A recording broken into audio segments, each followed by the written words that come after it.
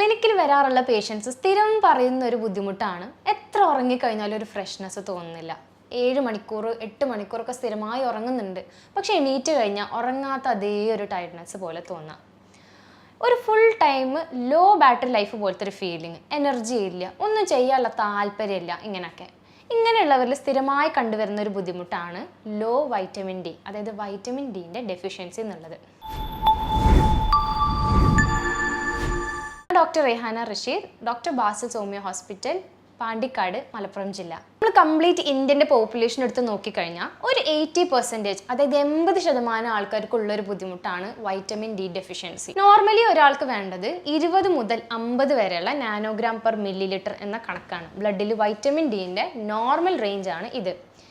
എന്നാൽ ഇത് ചെറിയ കുട്ടികൾ, മുതിർന്നവർ എന്നില്ലാതെ എല്ലാവരിലും ഒരേപോലെ കണ്ടുവരുന്ന ഒരു ഇഷ്യൂ ആണ്.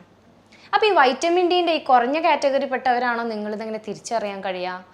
നമ്മുടെ ശരീരത്തിൽ വൈറ്റമിൻ ഡി കുറയുന്ന സമയത്ത് കാണിക്കുന്ന കുറച്ച് സൈൻസ് ഉണ്ട്. അത് നിങ്ങളിൽ ഉണ്ടോ എന്ന് ശ്രദ്ധിച്ചാൽ മാത്രം മതി. അതിൽ ശ്രദ്ധിക്കേണ്ട കുറച്ച് കാര്യങ്ങളാണ്: എത്ര ഉറങ്ങിയാലും വരുന്ന ക്ഷീണം, ലോ മൂഡ്, ഒരു ഡിപ്രസീവ് സ്റ്റേറ്റ്, ഒരു ലോ ബാറ്ററി ലൈഫ് പോലുള്ള സ്റ്റേറ്റ്, എന്ത് ചെയ്യാനും ഉന്മേഷക്കുറവ് തോന്നുക, എനർജി ഇല്ലായ്മ തോന്നുന്നത്, ശരീരത്തിൽ എന്തെന്നില്ലാത്ത കാരണം കൊണ്ട് ബോഡി പെയിൻ അല്ലെങ്കിൽ മസിൽ പെയിൻ വരുന്നത്, ഏതെങ്കിലും ഒരു ജോയിൻറ്റിലോ ഒരു മൊത്തത്തിലുള്ള കൈയിലോ കാലിലോ അല്ലെങ്കിൽ ശരീരമാസകലം തന്നെ കാരണങ്ങളൊന്നും തന്നെ ഇല്ലാതെ വേദനകൾ വരുന്നത്, മുടിയിലുള്ള പെട്ടെന്നുള്ള ചേഞ്ചസ്, എന്തെങ്കിലും ഷൈനിലുള്ള വ്യത്യാസങ്ങളാവാം, മുടി പൊട്ടലാവാം, ഹെയർ ഫോളുകളാവാം.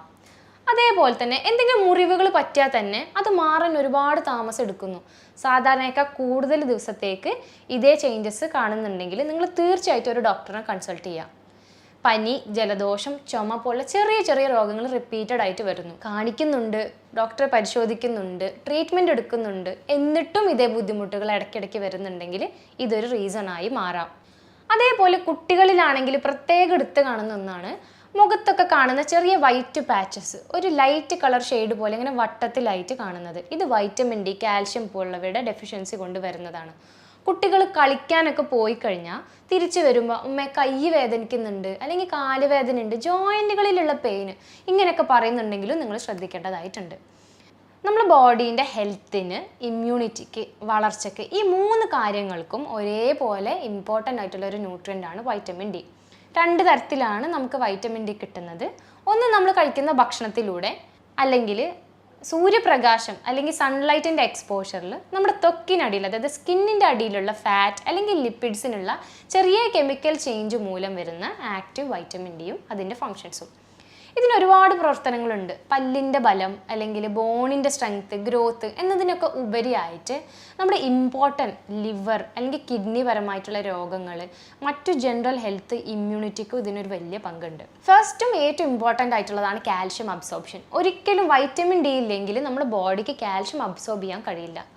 കുട്ടികളുടെ വളർച്ചയ്ക്കായിട്ട് ഡോക്ടറെ ഞാൻ മുട്ട കൊടുക്കുന്നുണ്ട്, പാല് കൊടുക്കുന്നുണ്ട്, ചീരവർഗ്ഗങ്ങളെല്ലാം കൊടുക്കുന്നുണ്ട്, പക്ഷെ കുട്ടിക്ക് എന്നിട്ടും കാലുവേദന എന്നൊക്കെ പറയുന്നു, കാൽഷ്യം ഡെഫിഷ്യൻസി ഒക്കെ കണ്ടുവരുന്നു. ഇങ്ങനെയുള്ളവർ ചിലപ്പോൾ കാൽഷ്യം മാത്രമല്ല വൈറ്റമിൻ ഡി ഡെഫിഷ്യൻസിയാണ് ആക്ച്വൽ റൂട്ട് കോസ് ഉണ്ടാവുക. ഡയറ്റിൽ എപ്പോഴും വൈറ്റമിൻ ഡി ഉണ്ടെങ്കിൽ മാത്രമേ നമ്മൾ കഴിക്കുന്ന ഭക്ഷണത്തിലുള്ള കാൽഷ്യം അതിനെ അബ്സോർബ് ചെയ്യാൻ കഴിയുള്ളൂ. എന്നാൽ മാത്രമേ സെൽസിന് അത് ആക്റ്റീവ് ഫോമിലോട്ട് കൺവേർട്ട് ചെയ്യാനും അത് ബോഡിയിലുള്ള മറ്റ് ഫങ്ഷൻസിന് യൂസ് ചെയ്യാനും കഴിയുള്ളൂ. അതുപോലെ തന്നെ നമ്മുടെ ഇമ്മ്യൂണിറ്റി അല്ലെങ്കിൽ പ്രതിരോധ ശേഷി 2016, 17 അതിന് ശേഷമുള്ള ഒരുപാട് വർഷങ്ങളിലും നമ്മൾ പ്രതിരോധം അല്ലെങ്കിൽ ഇമ്മ്യൂണിറ്റിയിൽ വൈറ്റമിൻ ഡിക്ക് ഒരുപാട് പങ്കുണ്ടെന്നുള്ളത് ഒരുപാട് സ്റ്റഡീസും സയൻറ്റിഫിക് സർവേസും കാണിക്കുന്ന ഒന്നാണ്. ഒരുപാട് ക്യാൻസറുകൾ, പ്രത്യേകിച്ച് ലങ് ക്യാൻസർ പോലുള്ളത് ഈ വൈറ്റമിൻ ഡി കുറവുള്ള ആൾക്കാരിലാണ് കണ്ടുവരുന്നത് എന്നുള്ള പുതിയ പഠനങ്ങളുടെ റിസൾട്ടുകൾ വരെ അവൈലബിൾ ആണ് ഇപ്പോൾ. ഇതിൻ്റെ കൂടെയുള്ളതാണ് വൂണ്ട് ഹീലിംഗ്. എന്തെങ്കിലും മുറിവ് പറ്റിക്കഴിഞ്ഞാൽ അത് ഉണങ്ങാൻ സാധാരണയേക്കാൾ കൂടുതൽ സമയമെടുക്കുന്നത്. അത് ഇൻഫെക്ഷനായി തന്നെ ബോഡിയിൽ റീറ്റെയിൻ ചെയ്യുക. ചെറിയ ഇൻഫെക്ഷൻസ് പോലും റിപ്പീറ്റഡ് ആയിട്ട് വരിക, പനി, ജലദോഷം, ചുമ, ആസ്മ പോലുള്ളത് സാധാരണഗതിയിൽ കുറച്ച് ഒരാഴ്ചയിലോ 2 ആഴ്ചയിലൊക്കെ മാറേണ്ടതാണെങ്കിൽ വരെ കൂടുതൽ താമസം പിടിക്കുന്നത്. കുട്ടികളിലാണെങ്കിൽ മറ്റ് നമ്മൾ സ്പെഷ്യലി കാണുന്ന ഒന്നാണ് മുഖത്ത് വരുന്ന വൈറ്റ് പാച്ചസ്. ചെറിയ ചെറിയ വൈറ്റ് ഡോട്ടുകളായിട്ടോ സർക്കിൾസ് ആയിട്ടോ കണ്ടുവരാവുന്നതാണ്. അതേപോലെ തന്നെ കളിച്ച് കഴിഞ്ഞ് കഴിഞ്ഞാൽ വരുന്ന വേദനകൾ, കുട്ടികൾ കാണുന്ന ഉന്മേഷക്കുറവിനൊക്കെ മെയിൻ റീസൺ ഇത് തന്നെയാണ്. ഇത് കഴിഞ്ഞാൽ നമ്മൾ പറയേണ്ടതാണ് ബോൺ സ്ട്രെങ്ത് അല്ലെങ്കിൽ ബോൺ ഗ്രോത്ത്. കാൽഷ്യം അബ്സോർപ്ഷൻ ഇതിനൊരു വലിയ പങ്കുള്ളത് കൊണ്ട് തന്നെ കാൽഷ്യം അബ്സോർപ്ഷൻ എന്തെങ്കിലും ഭംഗം വരാനും ഇതിൻ്റെ ഒരു ഡെഫിഷ്യൻസി മാത്രം മതി.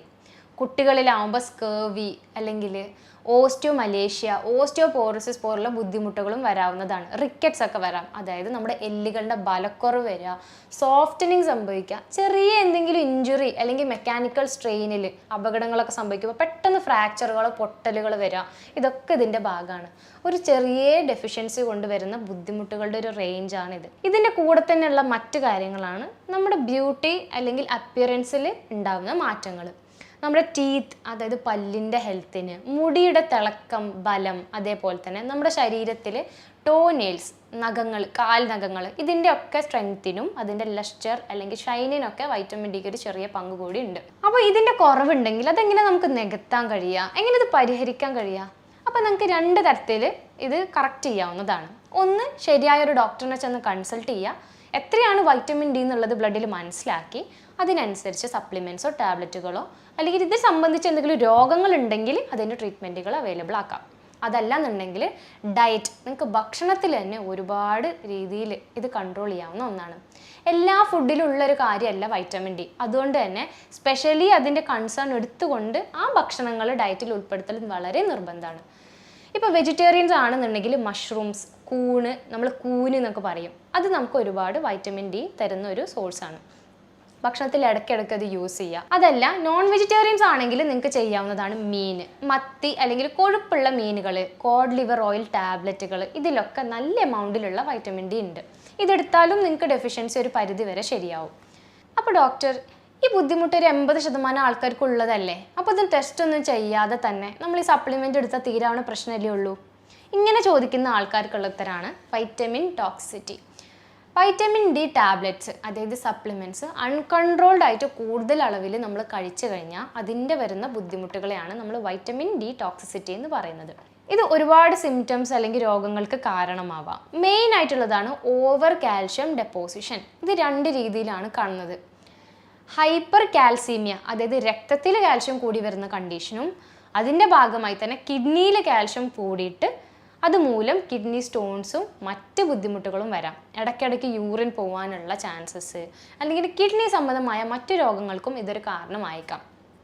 അതുപോലെ ഓവർ വൈറ്റമിൻ ഡി വരുമ്പോൾ നമുക്ക് മെൻ്റൽ കൺഫ്യൂഷൻ, ശ്രദ്ധക്കുറവ് വരുന്നത്, എന്തെങ്കിലും തരത്തിലുള്ള കോൺസെൻട്രേഷൻ ചേഞ്ചസും വരാവുന്നതാണ്.